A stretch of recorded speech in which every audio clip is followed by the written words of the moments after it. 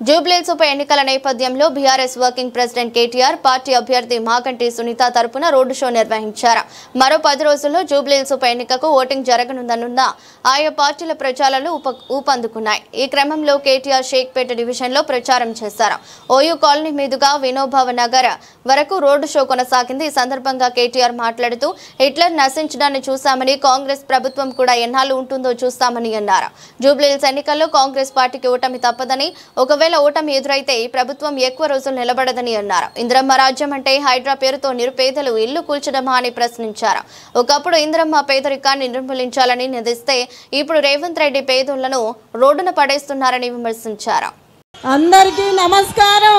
నాకు ఈ అవకాశం ఇచ్చిన గౌరవనీయులైన కేసీఆర్ గారికి, కేటీఆర్ గారికి, హరీష్ గారికి నమస్కారాలు. జూబ్లీహిల్స్ ప్రజలంటేనే ఒక కుటుంబం అని గోపన్న ఎప్పుడు చెప్పేవాళ్ళు. మీ గోపన్నాథ్ గారు ఎప్పుడు మహిళలకు అండగా ఉండేవాళ్ళు, సొంత ఆడబిడ్డలాగా చూసుకునేవాళ్ళు. ఏ కష్టం వచ్చినా అర్ధరాత్రి అయినా అపరాత్రి అయినా అన్నా అని పిలిస్తే మీ అందరి మధ్యలోకి వచ్చి నిలబడి సమస్య పరిష్కరించేవాళ్ళు.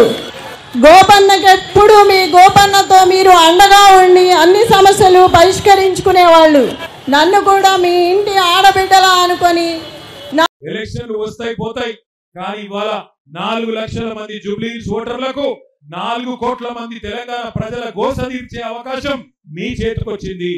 మీరు ఇక్కడ గట్టిగా జూబ్లీహిల్స్ లో తీర్పిచ్చి కాంగ్రెస్ పార్టీ డిపాజిట్ జప్తు చేస్తే ఖచ్చితంగా 4 కోట్ల మంది తెలంగాణ ప్రజలకు అక్కడ ఉన్న బాకీ ఉన్నాయన్నీ మీకు బ్రహ్మాండంగా వాళ్ళకు అందుతాయి.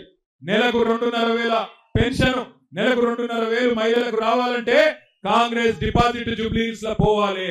నెలకు 4,000 రూపాయల పెన్షన్ ముసలోళ్లకు, పెద్ద మనుషులకు రావాలంటే కాంగ్రెస్ డిపాజిట్ జూబ్లీహిల్స్ లో పోవాలి. వికలాంగులకు 6,000 రావాలంటే కాంగ్రెస్ పార్టీ చిత్తుగా జూబ్లీహిల్స్ లో ఓడిపోవాలి. నేను చెప్పేది కరెక్టేనా కాదా? ఒకవేళ